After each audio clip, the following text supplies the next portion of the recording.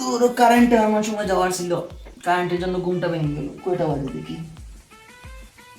আরে মাত্র 1টা বাজে, তো তাড়াতাড়ি ঘুম থেকে উঠে গেলাম। ধরো, দেখি টিকটকে কতটা লাইক আসলো। ওর কোনো লাইক কি আসে না, আর ভিডিওই করুন না।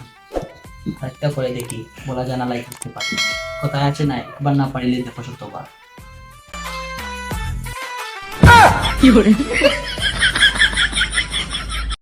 সজীব, ভিডিও কি সুন্দর হয়েছে? আরে কি বলেন আপা, ভিডিও তো সেরা হয়েছে এইদিকে। ভিডিওটা থেকে ভিউ আসবে? আরে কি বলেন আপা, মিলিয়ন মিলিয়ন ভিউ আসবে ভিডিওতে।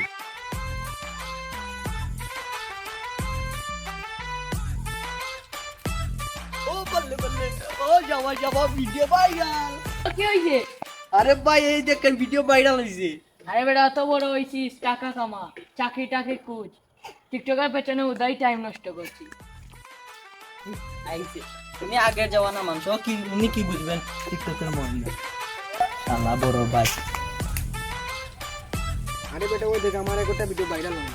আরে ভালো কথা মনে করছি, একটু দিন দেখাই। এই দেখ আমার ভিডিও ভাইরাল। বললে বললে, এই দাঁড়া দাঁড়া দাঁড়া দাঁড়া, আমার একটা আইডি খুলে দে কি আসলে টিকটকে। আজকে দিতেছি। তুই ভাইয়ের কথাটা রাখলি না, হ্যাঁ? তুইও নষ্ট করছিস, অন্যকে নষ্ট করছিস। ভালো করছিস, তোর মতো পোলা পাই নেই, গাঁওটা নষ্ট করছে। যা গান দিয়ে তোরা যা। আরে বন্ধু, এই দিকে বল। শান্তি পাইলাম না এই জীবনে।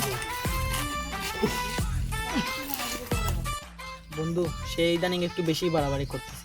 আমি করছে তো দেখতেছি, আর দেখতেই থাকবো, কিছুতেই করতে পারবো না।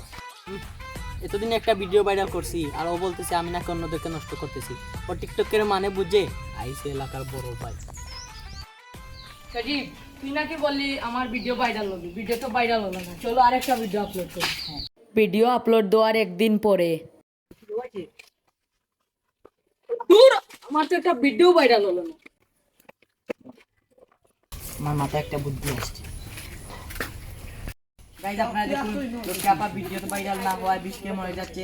আপনারা তাড়াতাড়ি ভিডিওটি ভাইরাল করে দিন। আরে কি হলো কি হলো? রুকিয়া মারা যাওয়ার একদিন পরে।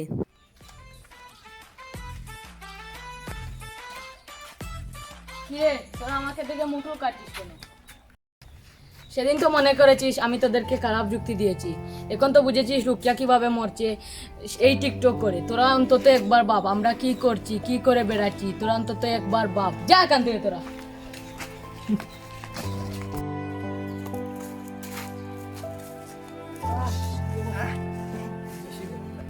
আরে বড় ভাই তো ঠিক কথা বলেছে। হ্যাঁ আমিও তাই ভাবতেছি। চলো আমরা গিয়ে ওনার কাছ থেকে মাফ চেয়ে আসি। চলো।